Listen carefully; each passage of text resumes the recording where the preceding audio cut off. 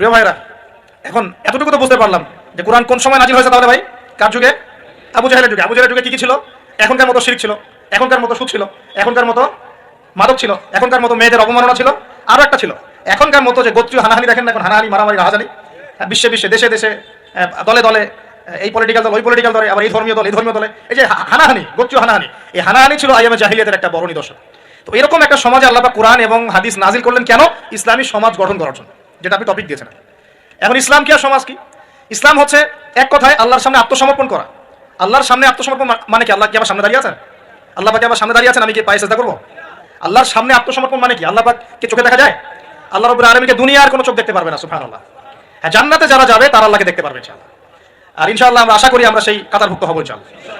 একদিন না একদিন আমরা আল্লাহকে দেখবো ইনশাআল্লাহ। নবীজিকে আয়েশা রাদিয়াল্লাহু আনহা বলছিলেন, আল্লাহ পাককে কিভাবে দেখবে মানুষ ইয়া রাসূলুল্লাহ সাল্লাল্লাহু আলাইহি ওয়াসাল্লাম? তিনি বলছেন যে তোমরা পূর্ণিমার চাঁদ দেখতে তোমাদের কোনো অসুবিধা হয়? তখন সাহাবীরা বলছেন, না, পূর্ণিমার চাঁদ তো আমরা জাজল্যমান দেখতে পারি। ঠিক এভাবেই তোমরা আল্লাহকে দেখবে ইনশাআল্লাহ। এটা হবে জান্নাতের সবচেয়ে বড় নিয়ামত। জান্নাতের সবচেয়ে বড় নিয়ামত হচ্ছে আল্লাহর দর্শন, দিদার। তো এই দুনিয়ার চোখ আল্লাহকে দেখবে না।